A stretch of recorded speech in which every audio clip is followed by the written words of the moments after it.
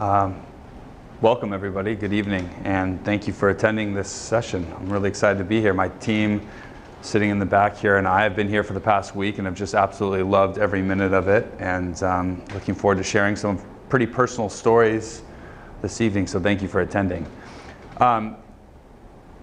Latitude 35, just to give you some context on what we do, is a two-armed company that we started a handful of years ago. The first part of Latitude 35 is a leadership development company. We do leadership training courses for large organizations and business schools around the world. And we do those by taking people on exciting, unique experiences, having them do those experiences, and then supplementing that experience with an academic debrief or deconstruction of that experience. And so we do about 40 to 50 of those types of programs all over the world a year. The second arm of our company is more what we're going to be talking about today, and that is we developed a racing team. So one of the things that we discovered early on with regards to teaching leadership and what it means to be part of great teams was that we didn't want to be people that just said, hey, studies show this or that survey showed that, but we wanted to be the type of people that went out, tried to do these types of things, failed, learned from it, shared our stories, and had successes. And so we started this racing team, and what we decided to do is we decided to dedicate our team to one world record attempt or adventure every year. And so that's what we've been doing for the last handful of years. And I'm here today to tell you and share a couple of those stories about some of the races that we've done.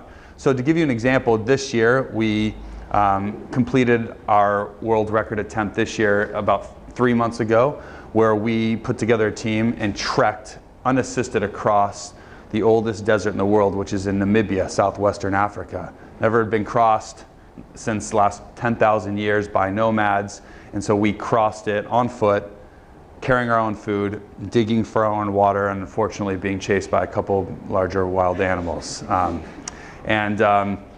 I can actually, and if we have time, I might show you a quick trailer there. They made a documentary that'll be on Netflix later on next year. So that was this year, and great experience. What I'm going to share are the 2 years before that, where we put together a team to row across the Atlantic Ocean, 3,000 miles across southwest from the Canary Islands off the coast of Africa, southwest to Antigua in the Caribbean. And I'm going to give you a little perspective of that first. But what we're going to be talking about and the stories that I choose to share with you today are not the stories necessarily of success. All right?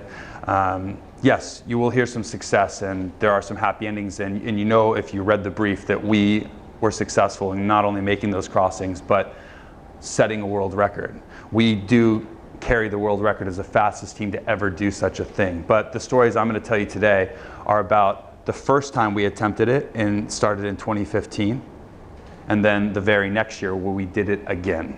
And I'm going to share one personal story from each of those years.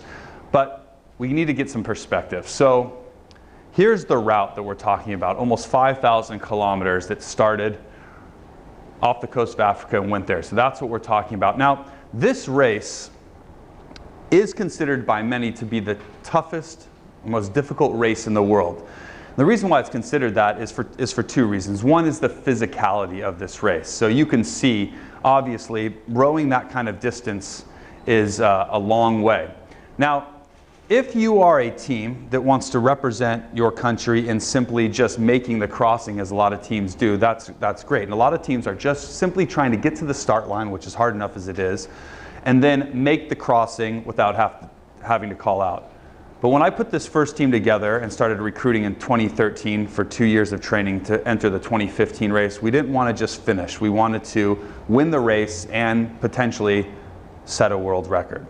And so if you do that, you have to keep the boat moving the entire time that you're making that crossing. It means you don't stop the boat and just decide to rest. There is no boat following you. There is no place where you get off the boat. You're on the boat. And so to keep the boat moving, this is a 4-person race, and you have 2 people that are rowing, and you have 2 people that are resting. And you make that rotation 2 hours on, 2 hours off, 24 hours a day throughout the entire crossing. So to put that in perspective, the first year, the first story I'm going to tell you, it took us 51 days to make that crossing. The second year, where we actually broke the 13-year-old world record, was 35 days. And in that time, the boat was moving the entire time. So that means as an individual, you have to row a minimum, or you're responsible for rowing a minimum of 12 hours a day. However, like this picture shows here, sometimes weather necessitates that you put a third person that should be resting in that third rowing seat. So instead of having 2 people rowing and 2 people resting, if the weather's bad and you must push through that weather, you've got 3 people rowing and only 1 person resting, which means instead of going 2 hours on, 2 hours off, you actually go 2 hours on, 40 minutes off. And so a 12-hour rowing day becomes an 18-hour rowing day. So I'm the skinny guy in the middle there, so you can see I've lost quite a bit of weight. I think in both races I lost a little over 20 kilos. So that's the first reason why it's considered difficult, is this physicality. Now the second reason it's considered so difficult is the logistics around it. So here is an ocean rowing boat. This boat is about from me to the windows there. That's about how long it is. And it's about from here to the wall, that's about how wide it is. So it's not a large boat, and as you can see that. So we are talking about 2 cabins. The bigger cabin, you can see the door right there, is the bow cabin. And that fits 2 big individuals, such as myself, relatively uncomfortably side by side, but very snug. There's a smaller cabin, if you can believe it, that's actually where somebody sleeps, and you crawl in, and that's the captain's cabin, and that's where I would sleep. And this cabin is so small that you have to crawl in through this small hatch door that's about that big. And even though your upper body's in this space, your legs go under this little crawl space, and that's where you sleep, right here. This is the sleeping space. And inside that cabin, you have GPS, you have a sat phone, you have radios, you have what's called an auto tiller that holds your position. And all of those electronics are in this cabin, and they're being supplied, power is being supplied by 2 small solar panels. You see one right here, and there's another one on there. So being in the ocean in this small boat, exposed to the sun and the salt, things break. So if it breaks, you must fix it. If it can't be fixed, you need to learn to live without it. There is no taking anything from another vessel once you leave the start line, or you're disqualified. So you leave Africa, and the whole trip along there, you can't take anything from another vessel. So you need to have some utility. You need to be a problem solver, and for that reason. So this is the race that I was exposed to when I decided in 2013 that I wanted to challenge myself and have our company start doing something that represented the leadership skills that we are teaching. And so I started recruiting for this 4-person team. Now, I've got rowing in my background. I rowed in university, and then I rowed for the U.S. Olympic training team for about 3.5 years, where I won 2 gold medals, a silver and a bronze in the national championship. So I have rowing in my background. If you can believe it, at my size, I was the shortest and lightest guy on the team. So I was just a tiny guy on the team. So when I was looking to recruit, I was looking to be the smallest guy again. I wanted to recruit the biggest, strongest athletes that the United States could provide.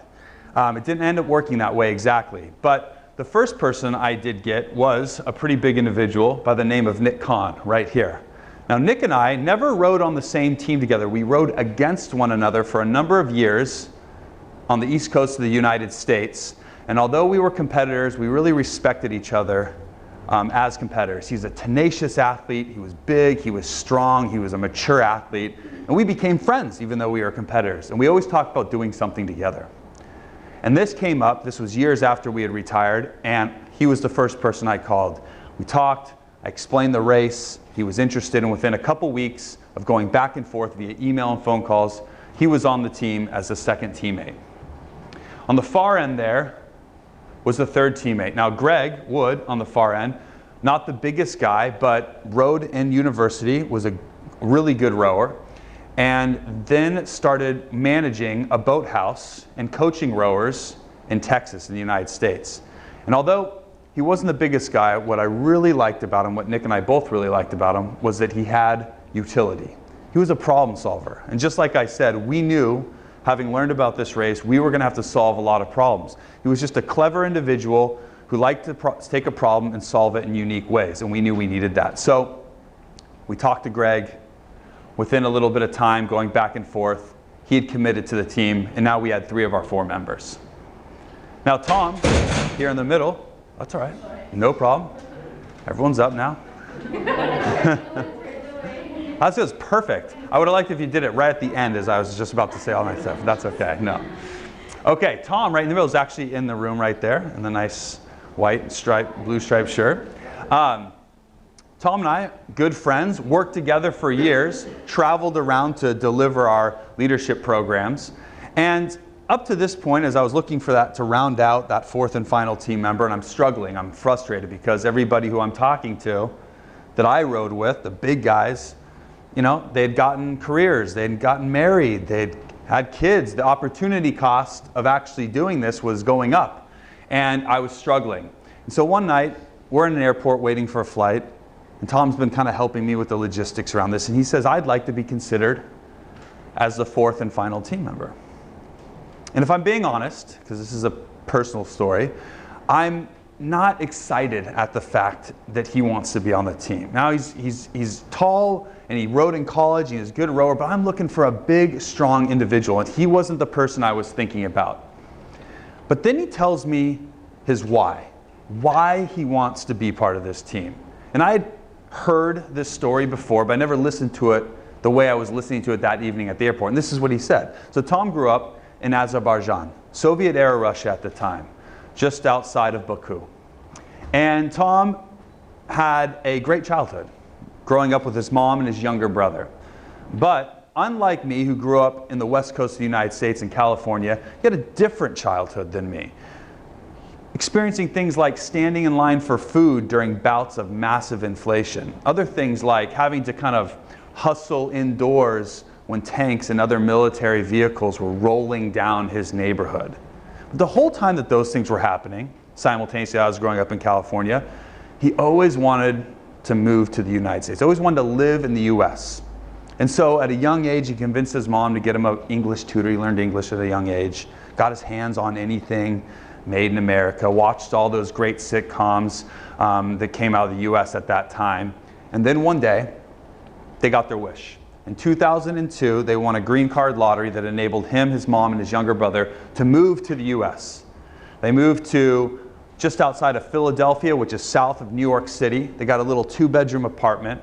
Tom went and worked at a Mercedes dealership, washed cars to make rent while going to university. His brother was finishing high school. His mom, who was a doctor in Baku, was going back to school to become a nurse practitioner in the US. Fast forward to 2013, when we're sitting in this airport, things have changed dramatically for their family, for the better. Tom's got a great job, we're doing well as a company. His mom's getting remarried and is a nurse. And his brother is also married and is about to have their first child after graduating with a degree in finance. And Tom says to me, I'd like a chance to represent the country that gave that to me. Now, that's a pretty strong reason to want to be part of a team. And I'm embarrassed to say, until that point, I never really understood that there's a difference between, when it comes to teams, having the best people on the team and the right people on the team. And this difference at that moment couldn't be more clear. And so, of course, at that moment, I said, you're definitely on the team. You are who we need. And we had our 4th and final team member. And so we took 2 years as this team, training, getting our sponsorship, getting our boat, learning how to row this particular boat, getting all the things that would be inside of the boat, learning how to use them, getting certified for all, learning navigation with the stars and how to navigate out at sea, and then training physically, but also mentally and emotionally, because we knew it was going to be that very difficult thing. Before we knew it, we were at the start line in 2015. So this is December of 2015, and 26 teams representing countries from all over the world are now in this little tiny island in the Canary Islands, swelling up this small community. And all the boats are lined up on shore in trailers at first. So the first week, you got to be there for 2 weeks before you actually start. In the first week, you're not even on the water rowing yet. Your boat's in a trailer, and the race officials and the doctors have to do what's called scrutineer you. Scrutineer you as a person, as a team, and as a boat. You start by taking all the stuff out of your boat. That's all the food you're going to be bringing, because you have to bring all your food, all your equipment. You lay it out. It would take up about a quarter of this room, and you show the race officials that you know how to use it and that it's working. And then once you've been cleared, the doctors will then give you a physical, and once that's been cleared, you pack everything back in the boat. You put the boat in the water. You do what's called trim the boat, which means you distribute the weight in a way that's going to work for you as you're rowing.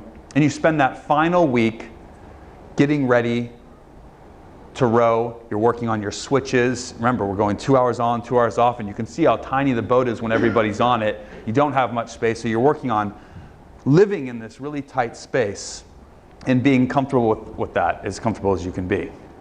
And as this time was going on, there's media, the race officials and the owners and the doctors and everybody who's interested and involved in this race are doing what we would all do. They're kind of taking stock of who they think is going to win that year's race. Now, this race has been going on since 1996.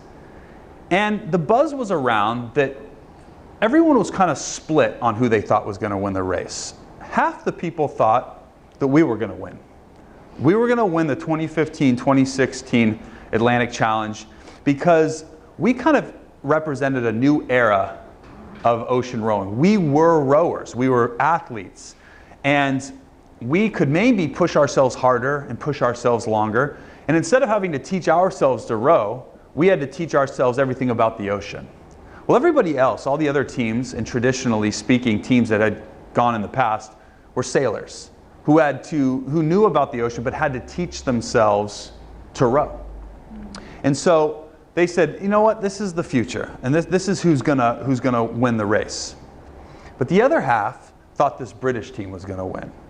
This British team was a team called Ocean Reunion. They called themselves Ocean Reunion because they were 4 childhood friends who had separated going to university but kept in contact, and now we're back together to do this race. They were athletic, but they weren't rowers. They were sailors from England, and they were obnoxious. Everywhere on the island, you could always tell they were always a loud and rowdy group, but you could tell that they loved each other. They loved and respected each other. They'd known each other their whole lives, and a lot of people said, no, that is what you need. You need that kind of love and respect for one another, because when it gets hard, that's what you're going to rely on. So that's kind of where we were when we were starting the race.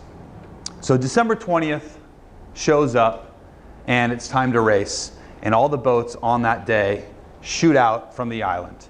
Now, just so you know, when you're racing, you don't see the other teams. They spread out quite a bit, so you're not just passing a team in the middle of the ocean. You spread out, and within the first day, you don't see any other teams. Within a half a day, they're on the horizon. At the end of day 1, they're gone. So you all kind of go in slightly different directions, all heading for the same finish line, but knowing that it's going to take weeks to get there. And from day 1, our team starts to have major issues. 2 things are happening that are quite significant for us. The first thing is Nick, remember my big, strong, tenacious athlete, the first guy that I had come across and wanted to be on the team, he starts getting seasick. Anyone here, by the way, been seasick? No, okay, well that's good. That's a good thing. Okay, oh, you do? Okay, well I'm sorry. Okay, so that was a somber yes, we all know. Okay, so we all know that it's awful. And there's only 2 ways to really get rid of the seasickness. It's basically, as you know then, the fluid in your brain isn't lining up with what you see. And so that kind of disproportion is causing you to get ill. So there's only 2 things to do. First thing is to obviously get off the boat, which we couldn't do.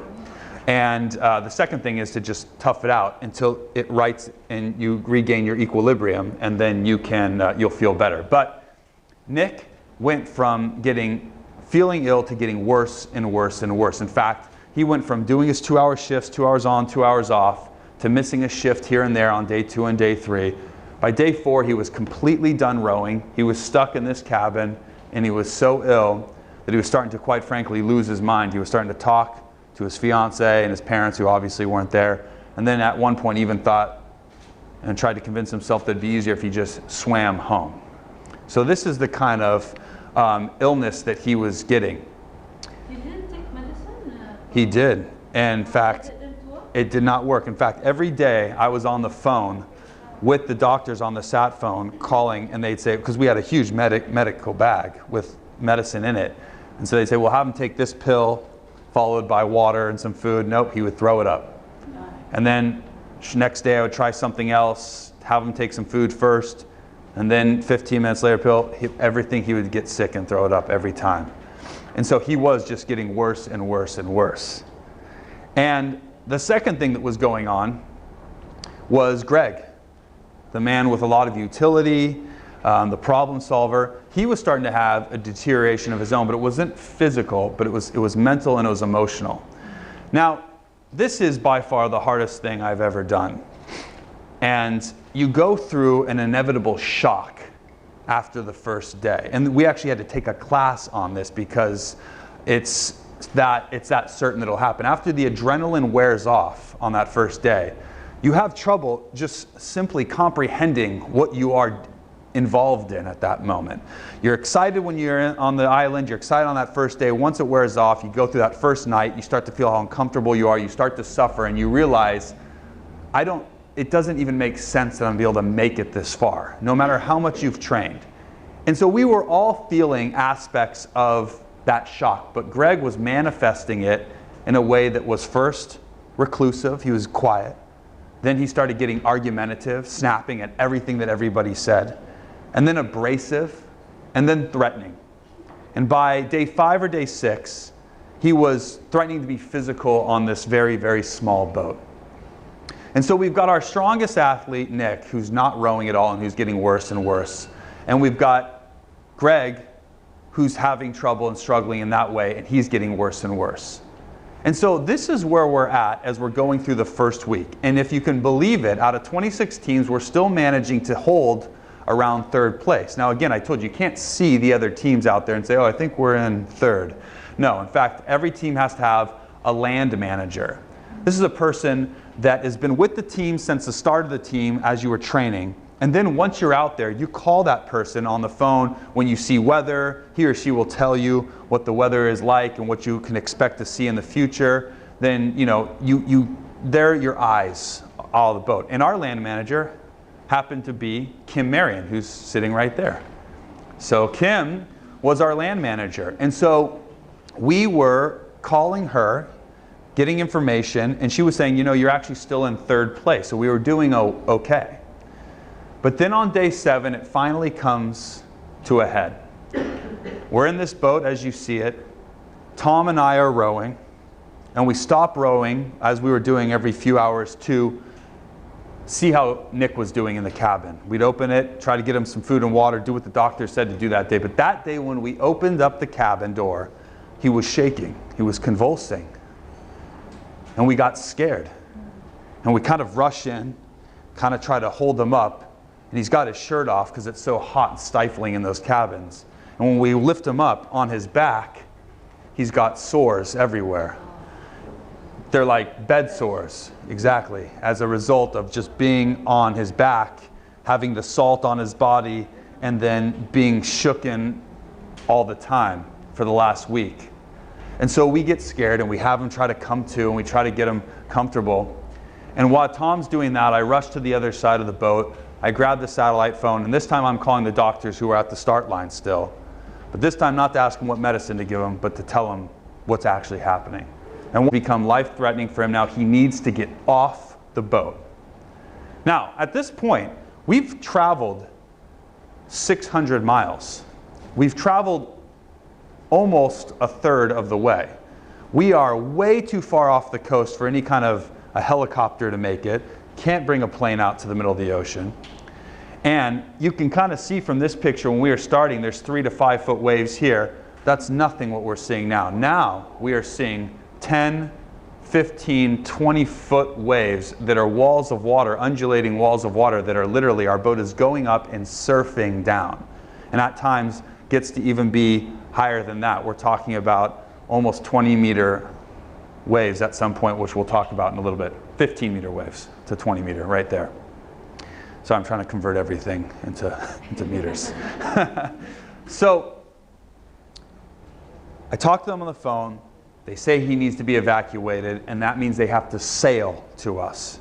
So they're going to leave from where we left, because that's where the doctors are on a sailboat. It's going to take them, as they say, 2 to 2.5 days to get to where we are. And that means that we have to anchor. We have to stop ourselves. They're not going to chase us. The priority goes to Nick and his condition.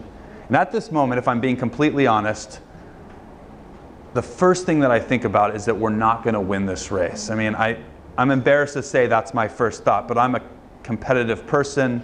I've been training hard for this, but here we are in this chaotic position, and I realize we're not going to win. You can't stay for 2.5 days in one place and expect to win this race. But that's what we have to do. So I get off the phone, we get Nick comfortable, and we deploy what's called a pair anchor. Now, when you're in the middle of the ocean, you don't have a big long rope that you just deploy until it hits the sea floor. You have a parachute, basically, that would take up a large corner of this room. You deploy it on a really long line, and it fills up with water and acts as a drag, so to speak. So that's how you hold yourself into place when you're a small boat in a big ocean like that. So that's what we did. We deployed the pair anchor, and now these waves that we were spending the last couple of days going up and literally surfing down like a surfboard, they're threatening to crash on top of us, and so it's getting dangerous. So we're harnessed into the boat, this little tiny boat, and we know that we're going to be here for about 2 to 2.5 days. Now, once we get all this stuff situated and we're just kind of getting ready, the sun's about to go down, Nick's getting comfortable, he seems like he's doing better. Greg decides to come up to me. He doesn't come up to me, it's a boat. He looks at me because it's a small boat. But he looks at me and he tells me, well, just so you know, when the boat comes to get Nick, I'm leaving too. Now, it's safe to say at this moment in my story, I don't like Greg a lot. For being honest, okay? Him and I have not been getting along in this week. It's been bad. But I also realize that we need him to finish. Now, this boat is a British-made boat. It's called a Rannoch R45, and it's called an R45 because it's meant to be rowed with 4 or 5 people. Never in the history of this boat has it ever been rowed across this ocean or any other with less than 4 people, and certainly not 2. So this is where we're at. So I'm trying to convince Greg to stay on. But as the sun's going down that evening, he asked to think about it overnight, which I thought was fair. So Tom and Nick cram in the bigger cabin, and my friend Greg and I, we crawl into this very small cabin together because it's not safe to be on at night. It's pitch black. So we crawl in our places, and it's an awful, awful night. The water and the waves are slamming the boat, and inside those cabins, it sounds like the boat is going to split apart at any second. But we make it through the night, and as the next morning comes, the sun comes up, Greg and I climb out of that, and I ask for his answer. And he says, and I'll never forget the words that he uses to give me his decision. He says, I'm going to run. Which I always thought was just such an odd way of saying that you're quitting. Just always struck me as odd, and I just could never forget those words. He's healthy as he can be. I'm healthy. Tom's healthy. We're in a good boat. Plenty of food, plenty of water. But he says he feels like he's going to die if he stays on this boat with us. So at that moment, I knew there was no convincing him otherwise. He was leaving. So now I need to talk to Tom. Up to this point, haven't talked a lot about Tom. But he doesn't know that Greg is considering leaving. I decided I wasn't going to tell him until I knew for sure what the answer was. But now that I've got the answer, I asked Tom to come out of the cabin. We strap in, we harness into the deck of the boat, and I tell him what I just told you. I give him the news. And I'll never forget his exact response. His exact response was this: Jay, just come with us. In his mind, race is over, we're done. All he was worried about at that moment was that his friend, his foolish friend, was going to try to stay on his boat and just row it by himself across. And at that moment, I knew that I needed to re-answer that question, why. Talked about Tom's why, told you it in detail. Pretty strong reason to want to be part of that team, but that doesn't matter anymore. He needed it re-answered. We're in complete chaos, and hope is looking like we're going to lose it completely. And so I try in that moment to re-answer that question why. I try to answer it in a way that I would want it answered for me, and the way that I answered it for me when I decided that I was going to stay. Things like, doing something that no one has ever done before, personal glory. These are the kind of things that mattered to me at that moment, but those things didn't matter to Tom. And so in the end, he asked for a couple hours to think about it, which also was fair. And so in those 2 hours, he crawled back into the cabin with Nick, who was delirious, in and out of consciousness. And I crawled back into the small cabin, because it's not safe to be out there. And in that moment, in those 2 hours, I was trying to think, can this be possible? Can I row this by myself? Which, of course, I came to the conclusion that no, it probably was not possible. In the other cabin, Tom took the satellite phone and he called 2 people. The first person he called was his mom, which was nice of him to do. You can actually follow this race on a phone, on your smartphone. It's an app, and you can see these little dots, and you can follow it. So everybody is obviously wondering why we're not moving anymore. And so he called his mom and essentially lied to her, unfortunately, and just said that we're okay and that we would continue on pretty soon. We were just getting some things in order. But the second person he called was Kim, sitting back there. Now, Kim and Tom have been friends for a long time, and Kim was our land manager, so she knows everything about this boat and the people that are in it. But now he's asking for advice, and he tells her what I've just told you, the situation, and he says, and I don't know what to do. Now, if you were Kim, in that land manager position, I think we could be justified in saying that she could have said anything, something like, this isn't your fault, of course you need to leave the boat, this is unprecedented circumstances, you got to worry about your safety. But instead she chose to go a different route. She chose to remind him of a conversation that the 2 of them had the night before we left on this race. They were sitting, sun's going down on the Canary Islands, and she kind of said, aren't you scared? And Tom said, well, yeah, I'm scared, I'm nervous, but not as much as I thought I'd be. And she said, why is that? And he said, well, I always thought that as long as Jason and I were together, that, that anything is possible, no matter how bad it got. And in that moment, when Tom's asking for advice, that's what she chooses to remind him of. The rest of that story is their story, not mine, to tell. That's for them to tell you. But all I know is that 2 hours later, he climbed out of that cabin, he said, all right, I'm in, let's do it. Which I always say is probably the grandest gesture that I'll ever receive, a chance for us to continue what we were doing. So, a day and a half later, sailboat comes, there's a dramatic evacuation. I'm going to show you a couple clips from a National Geographic documentary they made of this, and you're going to see some of it. So you'll get to see some of that. But after about 2 hours of them getting both Nick and Greg off as safely as they could, it's Tom and I left on this boat by ourselves, and we're watching the sailboat just literally sail off into the horizon on the way to the Verde Islands, the closest landmass. Now, at this point, we are in 24th place. Over the last 2.5 days, we have dropped from third to last place. We are in 24th place out of 26 teams. Everybody that is paying attention to this race knows that it's a matter of time before we have to call out as well. No one's ever done it with less than 4. In fact, one journalist went on record as saying it was selfish of the 2 of us to stay on that boat because what's the point? Someone's going to have to come back and get them anyway. So that's what we're at. We're sitting here in third to last place, 2 people in a boat made for 4 or 5. And so we have a decision to make. And it might not seem like the first decision you would have come up with, but it was the first one we need to. Is, are we just trying to finish at this point? Prove these people wrong? Or are we still racing? We had planned to race, we had trained to race, and we decided after talking that we wanted to still race. That we wanted to keep that boat moving and go as fast as we could with just the 2 of us, which meant that we were going to have to always keep this thing rowing. That meant that we're still going to do 2 hours on, 2 hours off, but instead of 2 people on deck, it would just be one of us, while the other one was resting, and then we'd switch. It meant we were asking for a lot of loneliness. But that was our decision. So we called the race officials on the satellite phone and told them of our decision. And they said, okay, and then they were actually supportive, and they said, nobody knows what's going to happen to you out there because no one's ever done this.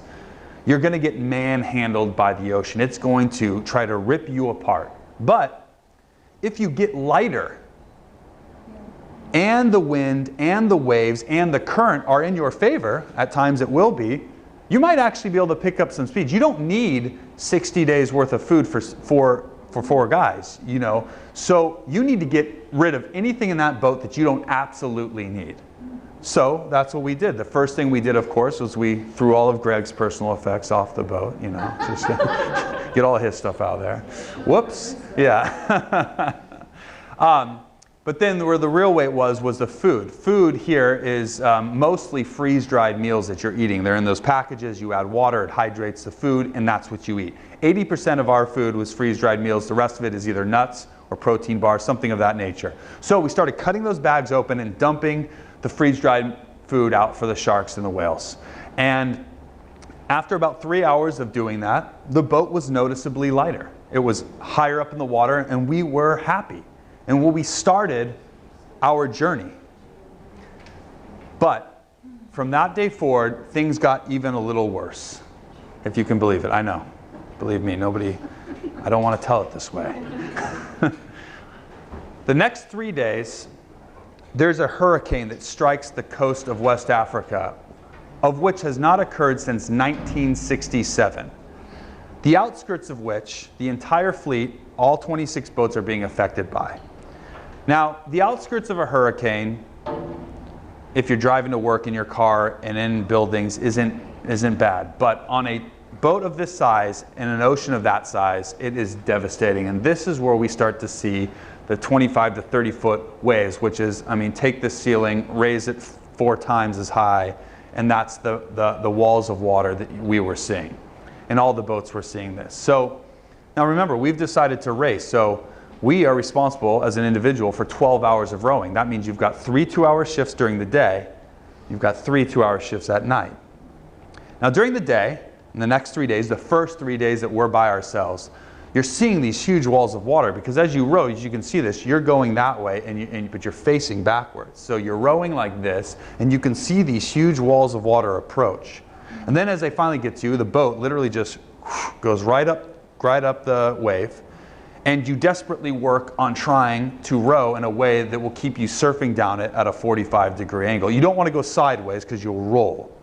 And you don't want to go straight down because you'll do what's called pitch pulling, which is end over end. And that's how you can definitely damage and shatter your boat. So you'd go up the wave, you'd surf down it desperately, and you'd do it successfully, and then you'd get ready for the next set, and you'd prepare yourself and anticipate these next set of waves. And that was during the day, which was scary enough, let me tell you. But at night, different story. You can't see anything. Now, sometimes it was a full moon, but more times than not, it was a new moon, or it was a cloudy night, or the moon wouldn't rise until later in the evening or even in the morning, in which case it is completely pitch dark. Imagine being in the middle of the desert with no light. And so instead of anticipating these waves coming because you can see them, you would just kind of react to this kind of pitching of the boat just one way, and you would just kind of desperately try to right yourself so that we wouldn't roll. And so that was what was happening for the next 3 days of daylight and then night and day and then night and then day and then night. And so now I bring you to that 3rd day of that storm. I have the last evening shift, the 6 a.m. to 8 a.m. shift. The sun's coming up on that shift. And I'm going to tell you right now, if I'm being perfectly honest, I want to quit at this moment. I wish I would have gotten off the boat. That's where I'm at. I'm in my lowest point. I've taken 3 days of this. I've got my foul weather gear on that we've hardly taken off the entire 3 days. I'm dripping with salt water. I've got stress fractured ribs. We've got sores everywhere from the salt. We've lost so much weight. And it's 7:58, and I'm just trying to finish the last couple of minutes of my shift. Then I'm going to just crawl into that cabin. I'm not even going to take my wet clothes off. At this point, I don't even care. And I'm just going to try to sleep for an hour and a half and try to escape the reality that is our life right now. And as I'm kind of finishing these next couple minutes, I can hear the cabin door opening up behind me. And it's Tom opening it up and getting ready for his shift. And he knows exactly how I feel because that was him 2 hours before that. And up to this point, these last 3 days where we've been by ourselves, we're just two people kind of passing each other at night. You know, every 2 hours, the person that had just finished their 2-hour shift would kind of give some logistics. Say, okay, well, the wind's coming in this direction. It rained on me all night. You know, waves are hitting me beam on. And that's kind of what you would give them. And then the person coming on the shift would try to offer some words of empathy, some encouragement maybe. Say, hey, hang in there, great job. Go get some rest. And so that's kind of where I'm at this moment. I'm looking forward to Tom's unique words of empathy. But instead, what he chooses to say, and this is literally the story that I choose for you today, is he says to me, he says, hey, what do you want for breakfast? And I'm like, what the? I'm so upset that that's what he chooses to say. It's a scary question, actually. Yeah, it is. I was hungry. Yeah. It's such a normal situation. It is. It is a normal question, but I needed something more in that moment. And so I'm mad. I'm honestly mad at that point, and I'm about to turn around and like kind of yell at him for this. Like, I'm upset. But then I realize what you're saying. I am hungry. I'm actually starving. In the midst of that night, I have not eaten anything. I've, grabbed maybe a handful of nuts, protein bar, that's it. But I'm starving. So instead of yelling at him, I decided to say, well, I guess I'd have the chicken risotto, which is one of the flavors of the freeze-dried meals. And then he says, well, I would have the spaghetti bolognese. Now, these are two people, by the way, not at an Italian restaurant, but having this conversation in the middle of the ocean. And he follows up and says, do you want me to, make some coffee? And I said, yeah, I love coffee. He says, well, do you want me to, sprinkle that powdered hazelnut creamer that you like? I said, yeah, what are we talking about? It's my favorite part. And he says, I'll tell you what. He says, if you row an extra 10 minutes, which, by the way, was 10 minutes of his shift, I'll make breakfast for you, so that when you get done, you don't have to make it. You can just eat it and then go to bed. Now, 10 minutes is a lot to be asking me at this point in the story where I'm at. But the two of us over the last 3 days have realized something about each other. One is that I hate making the food. I don't want to get the little jet boil out and boil a little water, and then you're trying not to spill it. And then you got to add it to the bag and you got to stir. I hate doing it. I'd rather row. I'd rather put the muscle into it. But Tom, the chef over here, he'd rather cook than row. He says, it takes his mind off it. He likes getting lost in the task. So I say, okay, fair deal. And so I decide to row an extra 10 minutes while he cooks. And then 13 minutes later, because I was keeping track on my watch, he says, okay, I'm done. But this is what happens. This is what we do for the first time since we started this race. I pull the oars in. I stop rowing. I pull the oars in so they're in the boat like this. I turn around in my seat and I face Tom just like this picture shows. Now, nobody's rowing. We have not made the switch. We are not going anywhere. We're not progressing towards the finish line. We've got our auto tiller. It's holding us in our direction, but we're not making progress. And we sit like that and we have breakfast together. Now remember, the last 3 days we haven't even seen each other but a couple of minutes every 2 hours. We've been lonely. And so we start sharing stories with each other. I said, you know what happened to me last night? A flying fish hit me right in the face, which is true. It does. Flying fish are everywhere in the middle of the Atlantic. They're jumping everywhere. And it was still in the boat. I actually was able to pull it. It was underneath my seat. And I showed him it. And then he's telling me stories and sharing stories as well. And after about 30 minutes of just sharing stories with each other and eating breakfast, we go, okay, that's good. Let's go back. We go back to our 2 hours on, 2 hours off. But something huge takes place. Monumental. Subtle, but monumental. The first thing that starts happening is that we start going faster from that day forward, and not just a little bit faster. Remember, we're in 24th place. Nobody thinks we're even going to finish. But that's not what starts to happen. We start to 23rd, to 22nd, to 21st, to 19th, to 18th, to 17th. In fact, over the next 41 days, we move all the way up to 11th place. So who tells you about the update rank? Kim, the land manager. So every day, a couple times a day, or maybe in the morning. She supported you, when you get to the status update. Oh, it's great. Yeah. She would text us. She just passed 2 other boats overnight. And we'd read that and we'd feel great. And we'd keep going. So for the next 41 days, literally 41 days, we moved up to 11th place. The other thing that happened, go ahead. The other thing that happened was that we had breakfast every single morning at 8 a.m. From that day forward, we never missed a breakfast. Now, sometimes it was nice like this, sun's coming up, you can see it was a nice day. We'd share stories. Other times, it was pouring down rain. We'd be in our foul weather gear, shoveling the food in, and we'd be miserable, but we'd have it every day. We never missed one, 41 straight breakfasts, because in that moment, it was our way of re-answering that question, why? That thing that we keep talking about. We're in our most chaotic moment of our life. And every day at 8 a.m., we knew that we had breakfast. And we'd re-answer the question, why?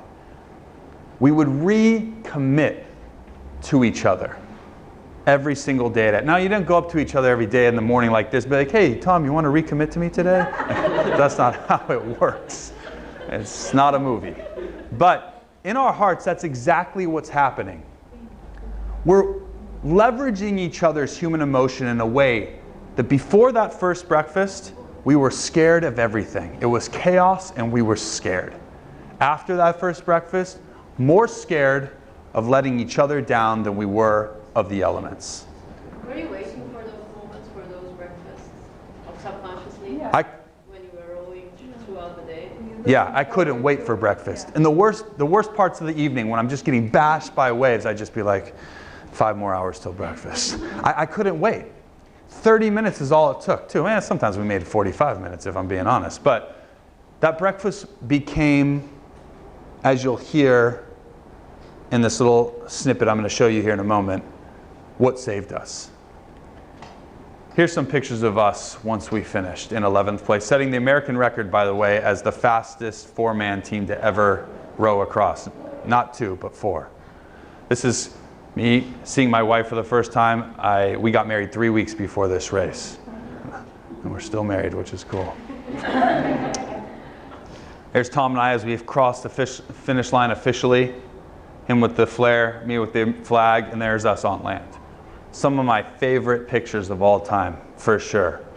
But the story that I shared with you just now, that one about breakfast, it's not a story that was interesting. By the way, in those 41 days we were progressing, we were getting a lot of calls on our satellite phone from news media, National Geographic, New York Times, all these different periodicals and media sources calling us, asking the one question, right?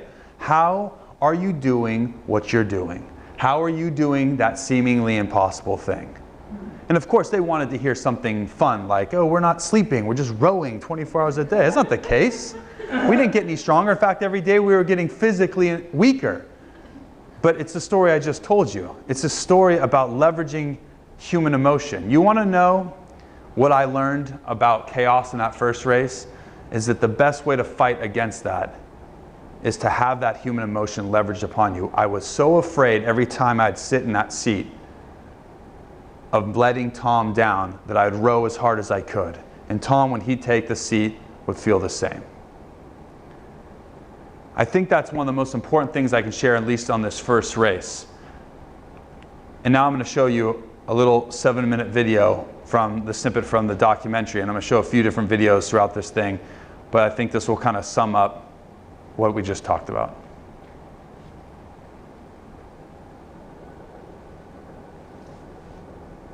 My idea was to find an endeavor, find an adventure, a race, a seemingly impossible task, and go ahead and put my leadership philosophy into practice. So our goal is to row these 3,000 miles in 30 days. People that have any idea of what that is seem to think that that's absolutely insane and impossible. The best teams in the world, when they set a goal, they usually can accomplish it. The alternative is to plan for something less and do exactly that, and then wonder when you get to the finish line if you could have done more. Created a new spectrum, I think, which is this elite athlete that comes from the traditional rowing background. It's definitely different than rowing on a river. It doesn't matter that they haven't been on the ocean, it matters that they understand what pain is all about and they know how to fight through that. And I could be wrong. Talk to me after this race, and if we finish in 50 days, then everyone can say I told you so.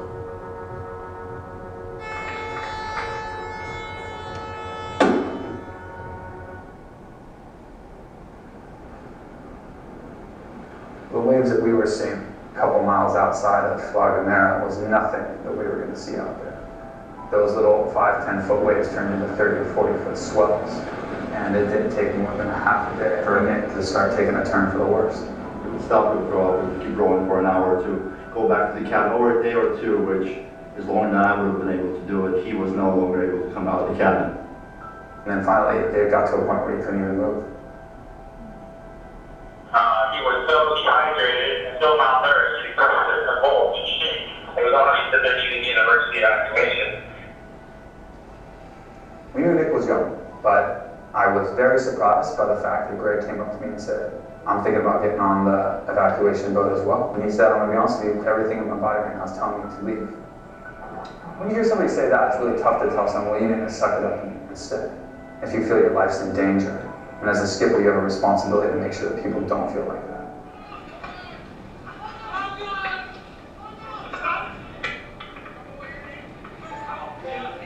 When we decided that evacuation was going to happen, I thought the race was over. I said, how do you feel about sticking this out? It would just be me and you. And he said, Jay, we can't do this by ourselves. I said, yeah, we can do this by ourselves. And I said, think about the glory. If you could do 2 men rowing a boat that's supposed to be rowed by 4 across the Atlantic Ocean, 2,400 more miles to go. He's one of my best friends. He's like a big brother to me. And I said, I will stay here with you. And you know, that's when he gave me a kiss on the forehead, and I was like, all right, this is it. It was the grandest gesture that anyone has made for me. About a week after we had had the evacuation, about a week of us struggling to figure out what we're doing, rowing a boat that's too big for us, it's manhandling us, and the nights that are just punishing. I think we wanted to just chuck it in, just be done with it. Tom comes out, he can see I'm just miserable. The first thing he says when he gets out of the cabin is, what do you want for breakfast?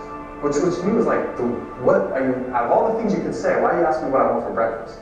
But there was a complete mind shift right there. And so we decided to take 30 minutes off the oars, not row, that morning when we ate our food.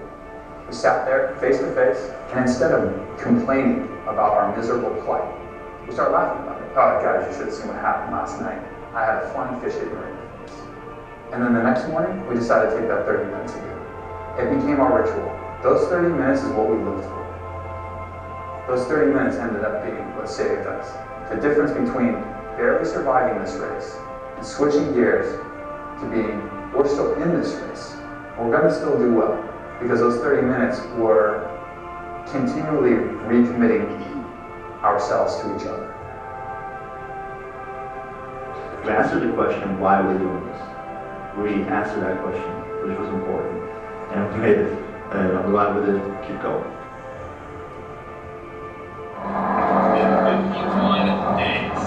Rowing in the last mile and a half into the harbor. I'm rowing, I can't see what he can see, but he's telling me. I can see our families, and there's so many people up on this cliff, I can't believe it. And I can see the finish line building. It was emotional, the amount of people came out, the amount of boats out there, the support, everyone that met us at the mouth of the harbor, made us tear out the moment we realized what's happening, made everything worth it. Having him there, he's a rock, he's the Superman. He handled everything like a rock star, and I was proud to be on that boat with him, I was proud to share those moments with him. It was just amazing being out there, doing something like this. American spirit, over the line today, in 51 days, 8 hours, 42 minutes! He made a lot of mistakes out there, and one of them was being audacious enough to think that we could have such a strict plan that we were going to go off of. And that the ocean, the Atlantic, and the elements were going to allow us to just go with our plan. You don't get to pick your cards.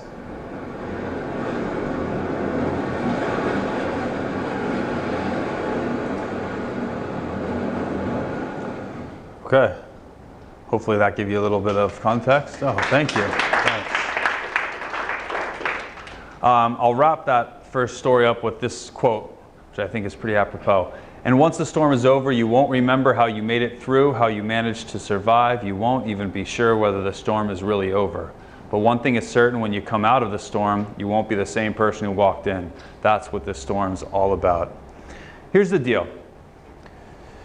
If you choose to give all of yourself to any kind of an endeavor, pick it, it can be anything you want, then you can also be certain that you'll be changed by that endeavor. I am not the same person that left that shore on December 20th of 2015, and neither is Tom. We gave all of ourselves to it.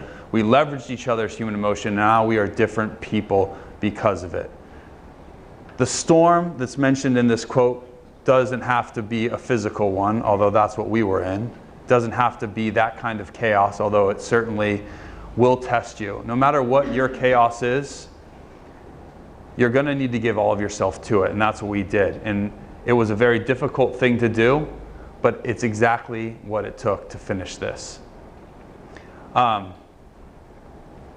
When we got to the finish line, you saw those really great dramatic pictures of us getting to the finish line and being reunited. We stayed with our friends, and our family were there, and our sponsors. Carlisle's a manufacturing firm that were our primary sponsors in the US, and we got really close with their executives, and they flew down to be with us. And we celebrated them for a week. The next morning I wake up, and I'm a victim of this 2 hours on, 2 hours off thing, so I'm not sleeping very well. And I get up, and we're in this nice big villa right on the shore. And the CEO, Chris of Carlisle, he's up already. He's doing emails, drinking some coffee. He's on the balcony. He says, come on over, talk to me. I haven't seen, we didn't talk that much that evening. They were really sweet. They did everything for us, but kind of let us be with our friends and our family. He says, let's talk. He proceeds to say how proud he is of Tom and I for sticking this out. Manufacturing firm that has 18,000 employees all over the world. He wanted to create a story and a vision for his 18,000 employees. That was why they sponsored it. He says, forget about the guys that I work with, the execs in the high-rise building. I'm doing this for the guys that are trying to figure out how they're going to get their kids through college or put braces on their teeth or something like that. I want a story of the impossible being achieved, and that's what you guys gave us. And then just as casually as he said that, he goes, oh, and by the way, I want you to row this again next year. As only somebody in his position can say. And I'm just thinking to myself, there's no way. There is no way I'm doing this. And horrible timing, by the way, Chris.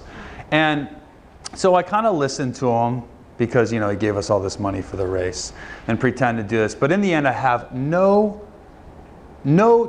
no chance I'm doing it again. And he says something to me. He says, I've gotten to know you well over the last couple years, and I think that you're going to feel that there's unfinished business. And I think you're going to want to do it again. I don't think 11th place is good enough for you. So he left it at this. He says, go home, take a week off, take a month off, whatever you need. But when you're ready to race in next year's race, remember, which is at this point 10 months away, we'll be ready to support you. So that was what he left me with. And we all know, by the way, that I'm doing it again. I mean, there's no spoilers here. I'm going to tell you a quick story about that after our little break. So what I want to do is I want to leave you right there to give you 15 minutes to just use the restroom, grab a coffee, and maybe even consider this question, because I would love to hear what your thoughts are when we get back from break about what possibly could be the motivation. Yes, sir. What happened to the other gentleman? The other two guys. Yeah. Good question. They made it to the Verde Islands safely. Nick got into a hospital. He was there for 3 days, but they were able to give him an IV on the boat, so he was getting better while he was on the boat, although still pretty sick. they at least were able to get him fluids. And once they recovered, they were able to take a flight back to the U.S. So they're both safe. And one thing you mentioned, either when you were talking or in the movie, about you didn't practice on the ocean. Is that true? No, we did practice on the ocean, but what I think we were referring to is that we couldn't replicate those types of that environment, you know. No, he had no clue that. No, I mean, we all were a little seasick, but his was just an anomaly. I mean, even the doctors were saying, he'll get better. Just tell him to suffer through it. Like, he will clear. Yeah. And every day I was like, he's not getting better, he's getting worse. And they're like, he'll make it, he'll make it. And then finally, when they heard about the shaking, they said, we don't know what's going on, but he needs to get off this boat. That's how it was. Ever figure it out? They still call it as the worst. They've said the worst they've ever seen, and that it's genetic. I mean, he'll never be able to do this race again, which is a shame because he's a great athlete. And he feels that there's something left in him. Yeah. Oh, sorry. Yeah. Can we continue this conversation? I agree. Yeah. Here, while you're having coffee and some snacks? Yes. Sorry. I know. We got to give him a break. All right. Thank you. I'm sure, like, I mean, if we spend the whole weekend, we'll still have more. Those guys that we met. By the way, to ask you to do this race again, essentially 10 months from when you got off.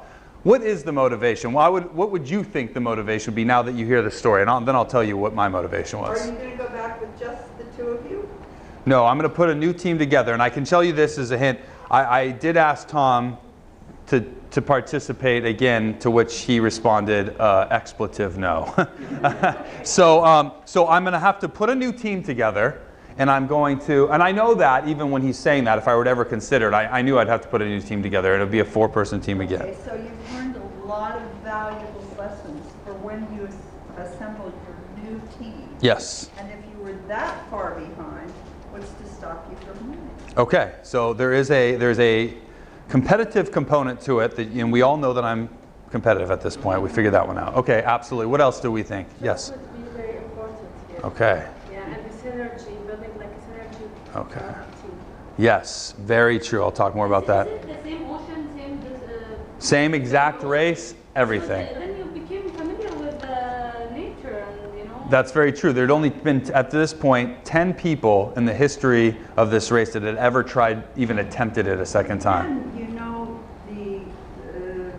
there hadn't been a hurricane for what, 30 years, 40 years? Yeah. So your chances of getting another one were much, much lower. Yeah, that's very true. Yes.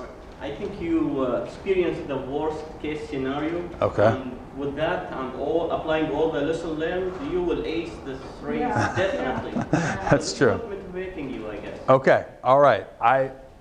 You're around everything that I was thinking at that time. So what happens is, well, I'll first of all show, this is what we're getting to right now. This is us crossing the finish line, the same place that Tom and I did, having set the world record. Now, I'm going to introduce you to these characters momentarily. And of course, this is very special moment, world record, very great to say, but that's not what we're talking. We're talking about process today, right? We're talking about the 99% that goes into this. And so I get home, and I'm putting the weight back on, I'm healing, spending time with my wife and our friends and family and all that kind of stuff. And Chris, the CEO, is right. I am going to do it again. It's gnawing at me. I want to do it again. But he was wrong about my why. He said 11th place wasn't going to be good enough for you. He's wrong.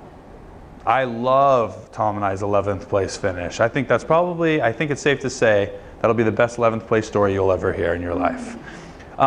Couldn't be happier with how we handled that chaos.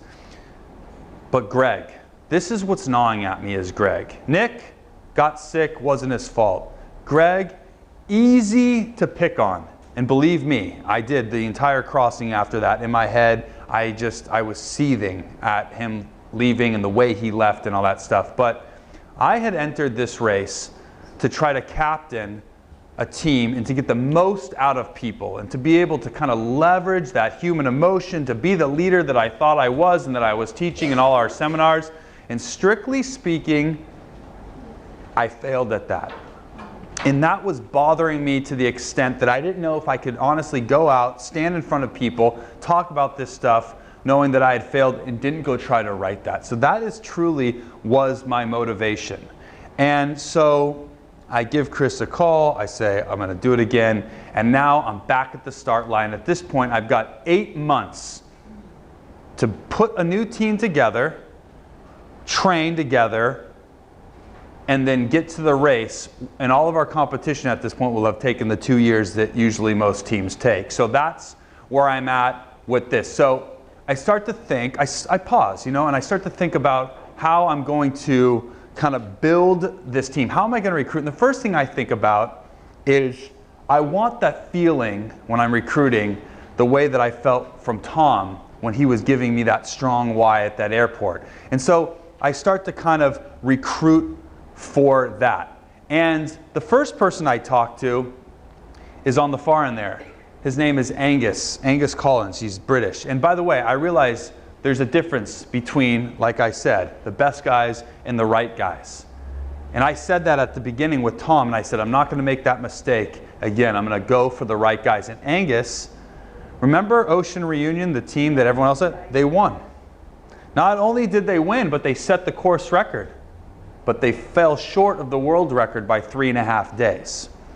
And Angus was the captain of that team. He was one of those rowdy guys. And he heard that I was looking at racing again, and he was looking at racing again. Only a team had offered to pay him 30,000 pounds just to skipper their boat. And so when we kind of started talking, he said, I'd row at latitude 35. And I said, well, that's great, but I can't pay you. I don't have $30,000. And he said, I'm more interested in making history than I am in making money. Now, to this day, I think to myself, you had to have that written down somewhere. Like, nobody comes up with lines like that. But, what? Yeah, I know. I know. And so I was just like, but I also realized at that moment, I was feeling what I felt with Tom, is this underlining strong why. And I said, I've got to have this guy on my team. And now I was halfway to doing what I wanted to do, building the team the right way. Next person, Alex, right here. Now, Alex and Angus had done adventures together. They'd even rowed together. Alex had not done the Atlantic, but they had rowed and done other rowing trips and adventures together. And Angus said, I'll tell you what, if you're still looking for more people, I would look at this kid right here. He's 24 years old at the time, which was 10 years younger than me. And I was worried about a kid of that age being maybe emotionally, mature enough for this. I said, well, why would you select him? And he says, I'll be honest with you, he just shuts up and rows. I was like, okay, can you maybe elaborate a little bit more on this? What he was saying is he was the type of guy, he wasn't a captain type. He was the type of guy that could take direction, absorb it as if it was his own, and then go implement it. And by the way, we need those types of people on teams, right? Not everybody can be the captain, the decision maker. And so I gave him a call. And the first thing he started talking about, the first question was not, what am I going to get out of this? Can you compensate us for this? This and that. The first thing he said is, how do you see us doing in 8 months what everybody else is going to do in 2 years? He was all about the process. Every question he asked was process, process, process. Exactly what Angus said. The guy just wanted to know how it was going to get done, and he'll take that. He'll take that great idea and he'll make it work. And so he was on the team. And then the person holding the oar, Matt Brown. Matt is an American. Him and I rowed together on the Olympic team for a number of years. And we had kind of lost contact, but we're still friends. And I just read that Matt had gone to the Olympic trials for the US in the men's single, just the one-person boat. And he lost by just 3 seconds. And he was 2 months off that.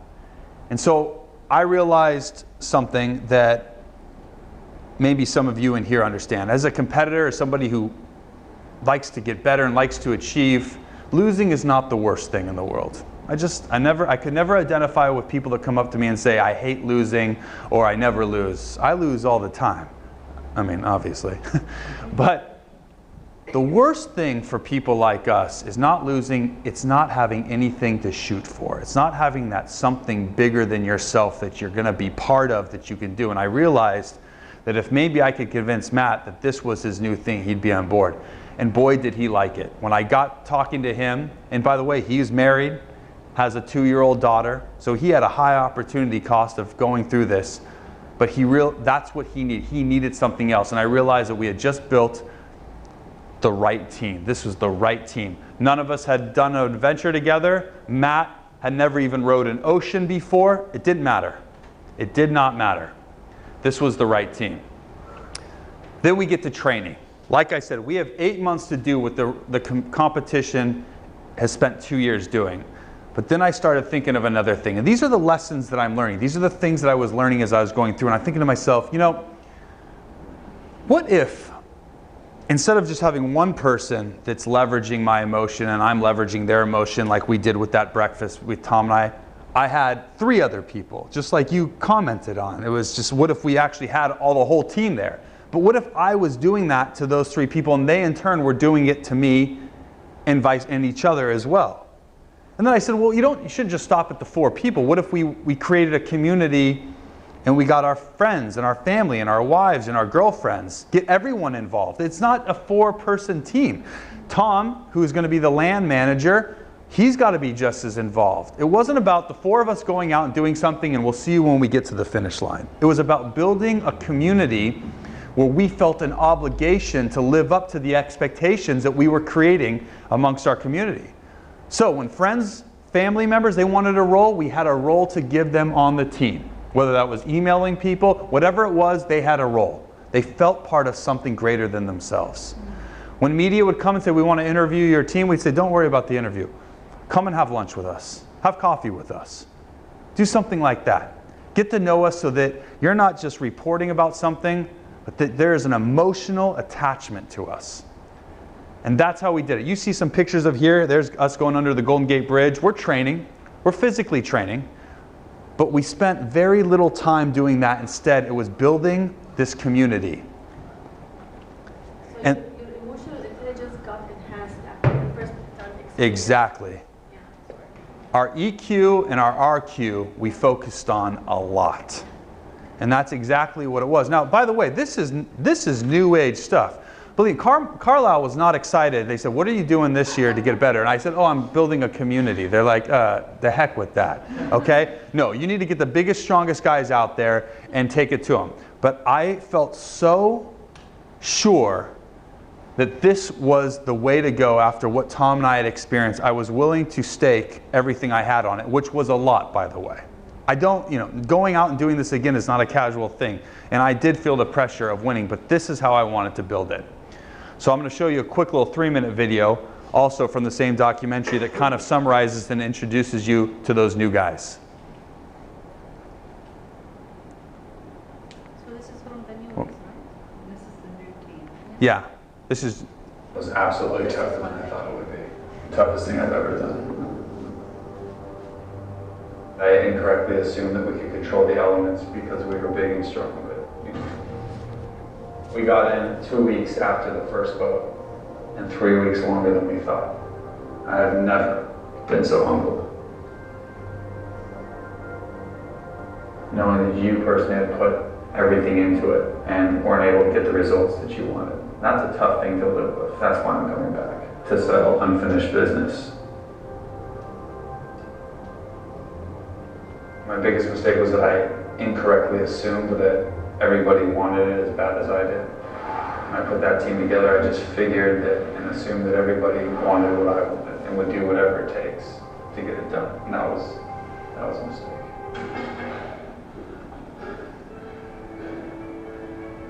I started to realize that there is a difference between getting the best guys and getting the right guys. Guys that were willing to give up that individual ego for the collective ego of the team at any cost. Guys that are always a little bit more worried about everybody else in the boat than they were about themselves. And I think that was the #1 thing I looked for. Experience is important. Strength is important. Courage, of course. All those things, name them all, that's important. But in the end, selflessness is what you need. Angus was my first pick for the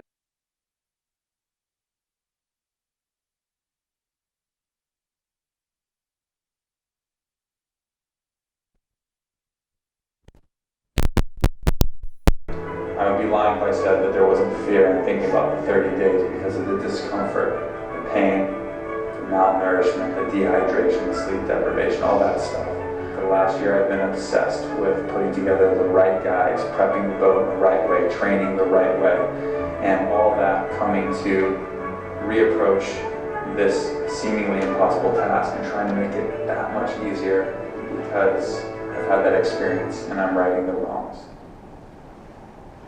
Okay, so that kind of gives you an introduction to some of the guys. And before we know it, December 14th rolls around and we start this race. We do the same thing. We go to the island, spend 2 weeks there, and we're with all the other teams.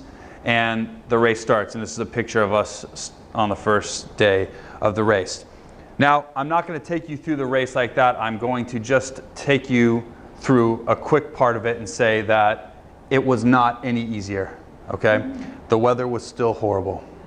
You're not going to believe this, but Matt, the other American, seasick, just like Nick, goes from rowing every 2 hours the first day to missing shifts to going right back into that cabin, just like Nick did. Now, he did resurface a week later, and took a while to get stronger, but we lost one of our strongest rowers, just like we did the first year.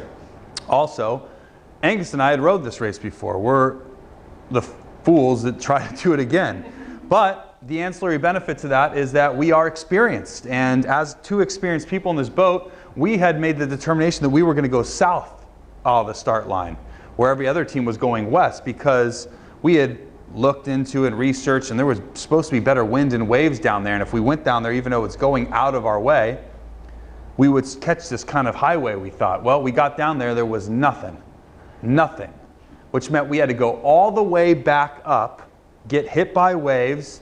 And so halfway through this race, the team that everybody just knew was going to win is not only not setting a world record, we're way off pace, we're not even in first place, we're in second place.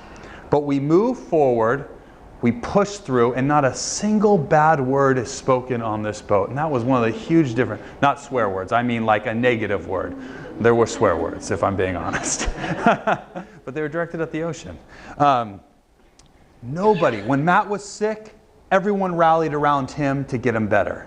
When we had made that bad decision, nobody held it against us that we did. It was just like, all right, let's make the decision. Are we going back up? Yeah, we're going back up, and we're going to do it.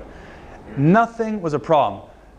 We had Alex, the young one, he would fall asleep at night. That's how tired he was. On his oars, he would literally just fall asleep. And I'd have to bump him and wake him up. But I wasn't yelling at him. No one. There wasn't any bad words spoken. Everyone had their problems on there. Just like the first year, no bad words were spoken. And with 500 miles left in this race, so with the last 6 of the race going on, we're in first place by about 4 days ahead.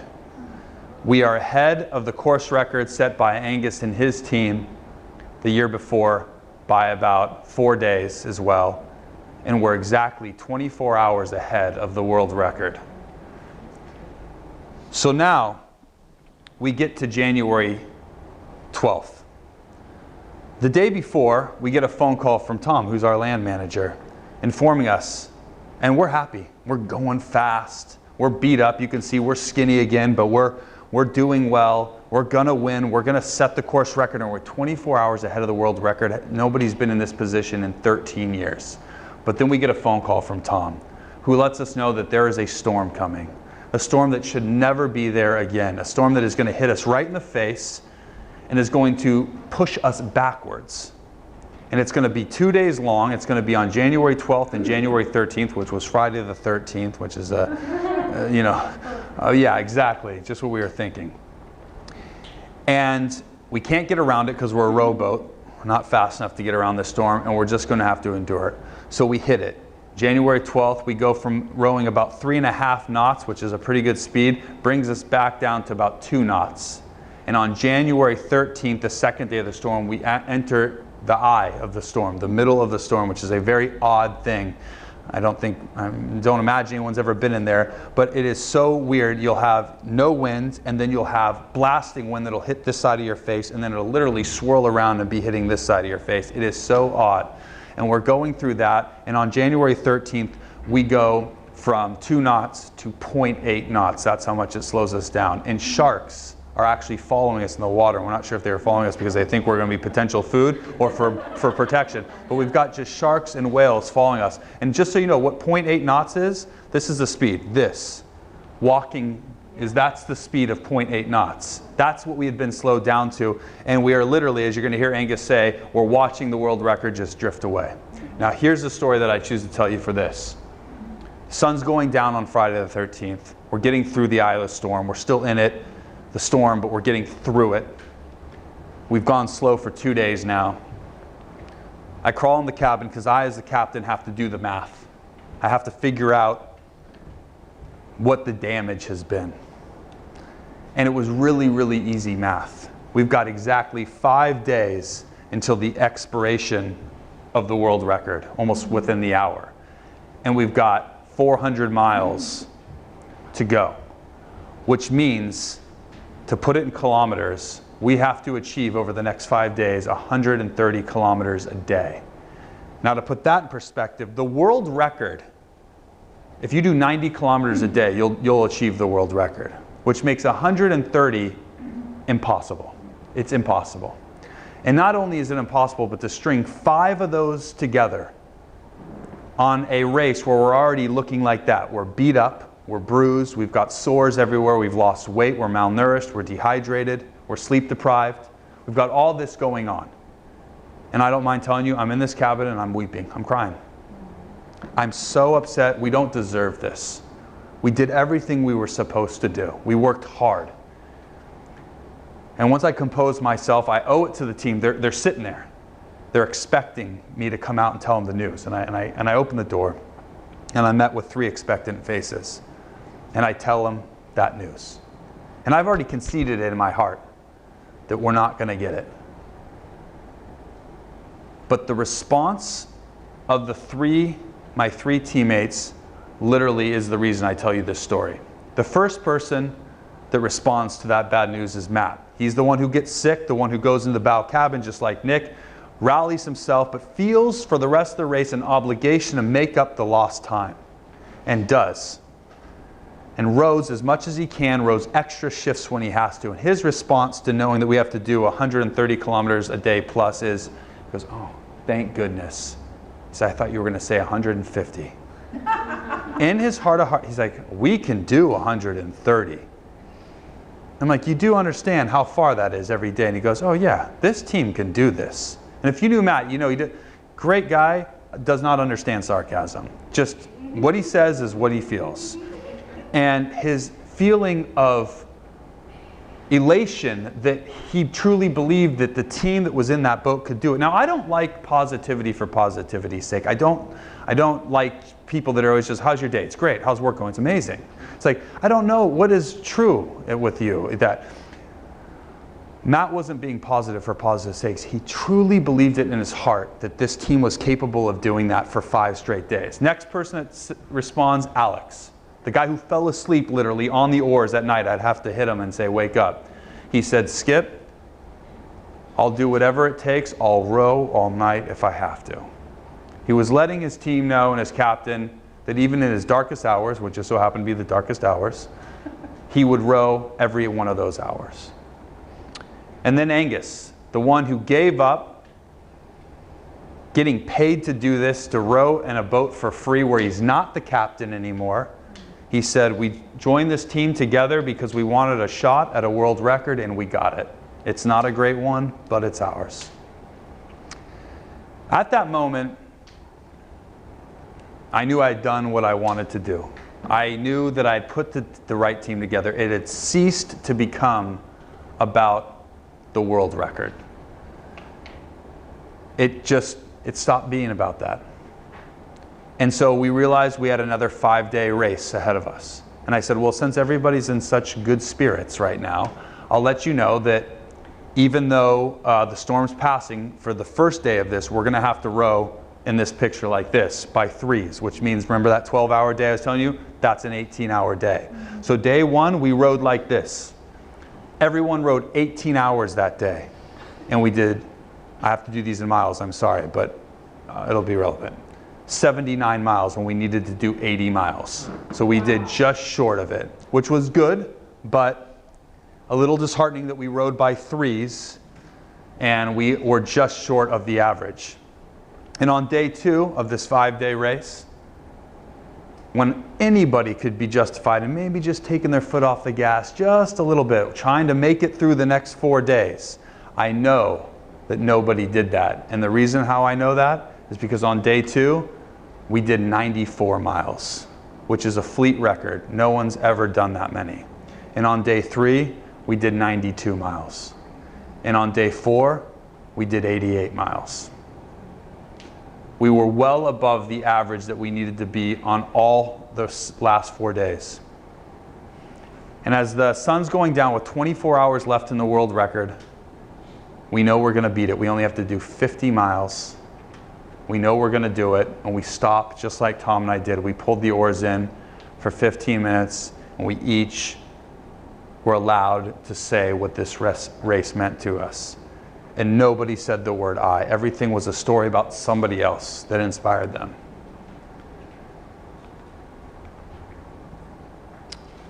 I would just be interested in hearing a couple comments on this. That is a disproportionately positive reaction to really, really bad news. I was shocked. Now, after I heard the responses of those 3 people, I realized that because of the team and the people in this boat, we actually did have a chance, and that's when we demanded a lot of each other. And those 5 days were an incredible example of high-performance teams and what the power of high performance can do in the midst of chaos. But my question to you is, where is it coming from? To this day, it is unbelievable that all 3 of them responded separately without talking to one another in such a positive manner. And it's not easy to be positive out there. It's easy to be down. So what do you think? Okay, what do you mean by commitment, though? Commitment to each other and to the people that were behind it, because you said you built a community. Yeah. So it was about other people rather than about the person, individual person. Yeah, that's absolutely. Yeah. Love. Okay. Love for one another? Yeah, for the team, for each other.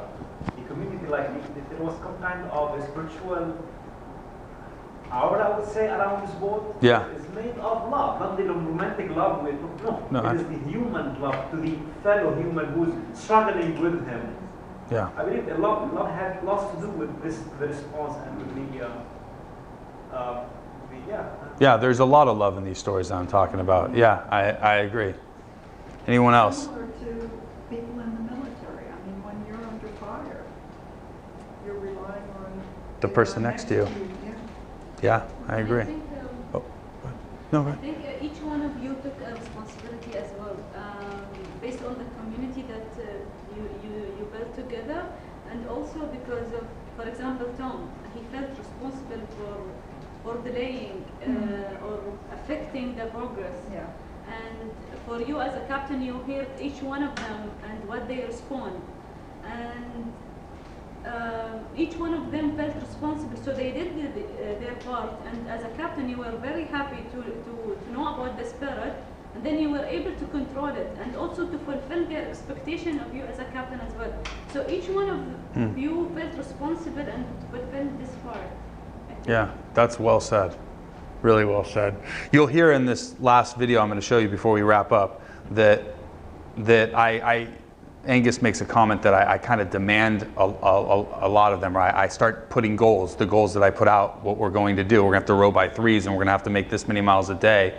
As you'll hear him say, they were such audacious goals. You think them, but you don't say them out loud, kind of thing. As he was saying, that said, and then that really what it's all about. You build these communities, in my mind, and this is what I think, and this is what I've learned. You build the communities. You give the teams, your teammates, what they need. You create that leveraging of human emotion, not because you're a nice person. I mean, it's good that you're a nice person, but that's not why you're doing it. This is a business, by the way, at this point. Like, we're in businesses as well. You know, we have to produce. You do it so that when it comes to that chaotic moment, when it seems impossible, you can look someone in the eye and you can say, I need nothing less than everything you have to give. And I think that's kind of what you were saying, and that's where the love comes from. You can only do that to somebody that you love and respect. No ego. Yeah. You had, yeah. Yeah, just 3 words, purpose, mutuality, and persistence. Purpose, mutuality, and persistence. That's a great 3 words to wrap this up. Thank you. Yeah. I would say leadership and trust, which builds an accountability each for the goal you are going toward. So leadership is important and playing a major role beside this kind of goal. Yeah, and I think the word you said, trust, is such a big one too. I mean, it's the foundation of leadership, without which nothing else really matters. Yeah, oh yeah, sure. I would say like setting goals every day and turning the challenges into opportunities. And even when Matt said, oh yeah, it's okay, it's 130 kilometers, whatever, yeah, it's like not 150. Yeah. As if he's, making you feel comfortable and confident that you can reach your goal. And I think breaking it down, like you said, into days. Man, don't look at the 5 days. Looking at 400 miles is not something you want to look at. But breaking that down was nice. Did you have something to say? All of you were connected, actually. Yeah. Yeah, there was a huge connectivity. Yeah, thank you. Well, I want to show you this, but I just something to think about, so I appreciate those responses. I'm going to show you this video right now. This wraps up what I just talked about, and then we'll close it out. Feeling very excited. We're very relaxed, we're very positive, and we've got this 3,000 miles of open ocean for our arrival in Antigua. Of course, nervous, but being nervous is natural. I'm very fortunate to be doing this with such an amazing team. Looking forward to having a beer at the party at the other side, but for now it's just head down, focus, and get running. I'm most excited about freeing myself from this race. After last year, I felt like it's got a hold on me. And so the best way to free myself is to have the race that I want to have, that this team and I have all agreed that we want to have. And no matter what happens at the end of it, I'll be free from it. The first week of the race was less than ideal. Matt was seasick basically from stage 1. After 24 hours, something started to change, and I started feeling a little bit queasy. There were obvious reservations that Matt hadn't spent a lot of time at sea. In my eyes, that screams disaster. He's throwing up, he's disoriented, and I'm thinking, have I made the same mistake as I did last year with Nick? It got worse and worse and worse. You start thinking, well, how long can this guy last? This could get really bad. If we've got the guy that we rely on as being the strongest rower barely pulling through the water, we're in big trouble. Update. This is hard. But the beauty of this team, not sarcastic. I never felt the pressure from them. They knew that at that point, what they needed to do was just kind of nurture me back up to where I needed to be. Jason and Anderson pulled together and did a great job of making sure Matt got 6 hours sleep. It was a nice split with his shifts, give him some time to eat and then fall asleep. And from that point forward, it's like, yeah, here's the old Matt. He's back. He's getting stronger. We can feel him pulling now.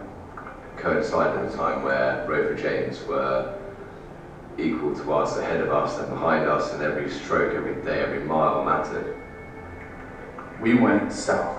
History has shown that the better winds are in the south, and we were going to try to catch those. Rover James decided to go almost due west and take essentially a straight line for the finish line right off the bat. Within a couple of days, we were realizing that they were catching much faster winds and waves in much better conditions than we were. So the decision was to go back up north and meet them on their own ground because we were fairly certain that we were stronger than them. Us increasing our heading meant we were going to have to get away from the side, just don't make wear all wet weather gear and get very wet, and that's very detrimental to the body. I'm just going to do my charge right now, and I'm just going to sleep in my weather gear. There's no point taking it out. knew we had to fight and come up to them. Making good progress going to true west as much as possible to try and make us some good ground. We were 900 miles in, and we were separated by 5 miles. So we then had to have a big, aggressive move. We brought the fight to them, get on the Latitude, and then smoke them. Rotating for about 5 miles. This was a race. We are turning into a well-oiled machine every session, just crushing more and more miles. Great news to say you have cut under and right out in front of the road for James. Under 2 weeks to go. Assuming all goes well and on pace for the world record. I really can't ask for anything more. Then, on Friday the 13th, everything went against us. The worst day of our road. Potential headwinds for up to 2 days, which could completely ruin our hope of getting the world record. All of a sudden the water felt like you were rowing through cement. We couldn't move the boat. Watching the record drift away. It just felt like it was God slipping through our hands. We were so set on that record. Giving up was never an option. We had to average 80 miles a day for the next 5 days. And if we do that, we may just get the record. That's how close it was. But it's literally coming down to the hour. That's when Jason's leadership came in and he said, right, here we go. And he set big goals that I thought there's no way you made me thinking it, but let's say it out loud.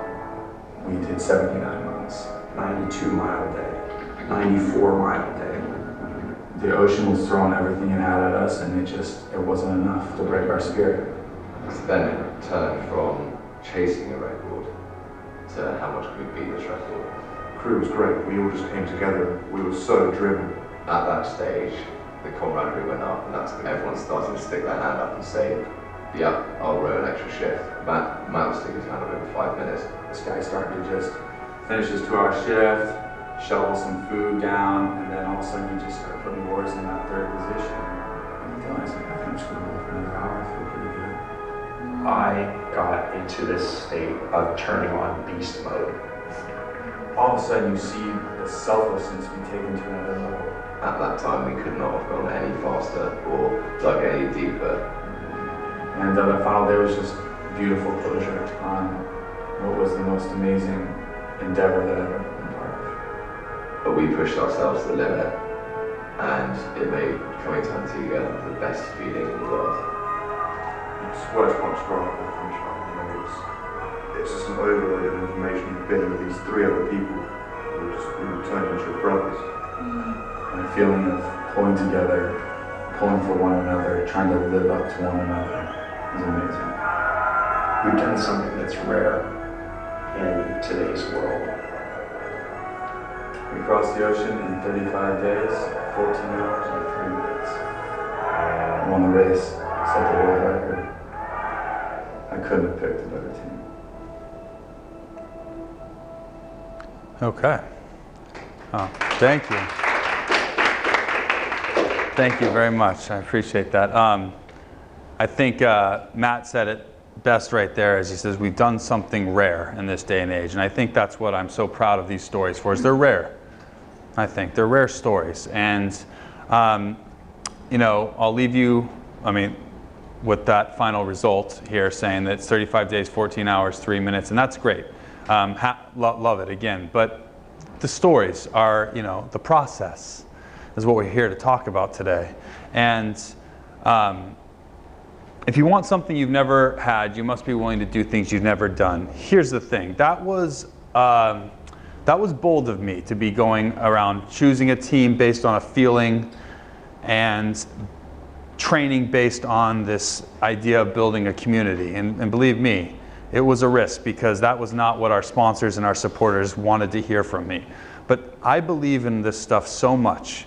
That's why I felt so honored to be able to come here today and speak to you about it, because this stuff matters. And it is rare. Leveraging human emotion, especially in the midst of chaos, which is when you need to do it most, is literally the most powerful tool at any human being's disposal. It's what creates love and trust and all the other things that you said. Without it, we are nothing. But with it is what makes us human. It's what differentiates us from all other wildlife. And I just want to say thank you for listening, and thank you for having me. And thank you to my team out there and being part of those stories. So, yeah, thank you. Thank you. Thank you. Sponsor in their company, take on the lessons that you learned? Yeah, I still actually go around and speak to them. Well, I finished now, but I would go to all the warehouses around the world and talk and tell stories and stuff like that. And I hope so. I really do. I know we're a little over our time, and I apologize for that. I wanted to just leave you with a couple more things, and then I'm happy to do an informal Q&A so that if people that need to go, and I'll happily stay here. Two things I'm going to leave you with. One is we do a race or something every year, and I told a couple people that next year in June we're doing a race from San Francisco to Hawaii, a rowing race across the Pacific. It's teams getting in there all trying to beat us. It's not going to be the same team. It's Angus and myself and 2 new people. But I will tell you this. It's going to sound a little brash, but we'll win. We'll win. And we'll win not because I just think we're that tough. We'll win because of this stuff. Because I've built the team. We just finalized the team based on that feeling. We are training based on that community feel. And I'm telling you, that is what it takes. And that's what I'm willing to stake it on, is that we'll win. So. The last thing, if you want to see, it's 2 minutes long, but they put a little trailer on about the desert we trekked this year, and that desert was with Angus. He was there, and another guy, Ian. And I'm going to tell you this. One guy made it 9 miles. Ian made it 9 miles out of the whole thing, and Angus only made it 50. I had to finish most of it on my own, but I will also say this. It was the right team. And it struggled. You'll see us getting emotional as I'm hugging Angus while he's in the car because we couldn't take assistance, but they had to because they both got heat stroke. And I still to this day say it's the right team because of how they got me to that point before they had to bow out, which was not their fault, but what they left inside my heart that allowed me to keep on going. I did not want to let them down. And this is all the same stuff we're talking about. This will be a documentary coming out next year, but you can see this old trailer. And it's beautiful.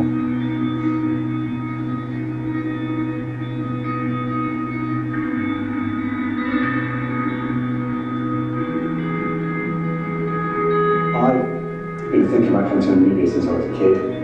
There's no books written on this trail. There's no travel guide on this. We are the travel guide.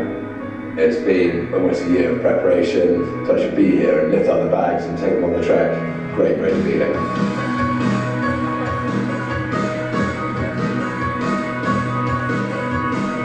First mile is immediately kind of getting out of this riverbed. It's a tough, unforgiving environment. There's an amazing beauty in that. But it's something new, and it's the unknown.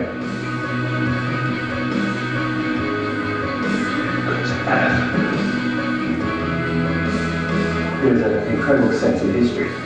Early man spread over the world with the those footsteps. Oh my God. You're going to be the first and the fastest. This is a river first. I feel like the luckiest man.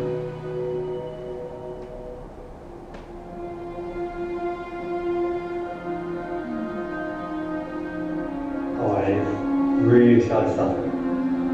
My earrings going and started cramping all the way through my legs.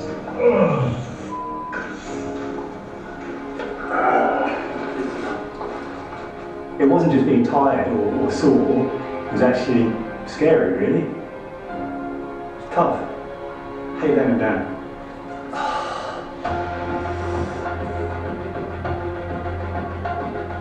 Physically, I have beat about it. My feet are killing me. They're so swollen. They're throbbing.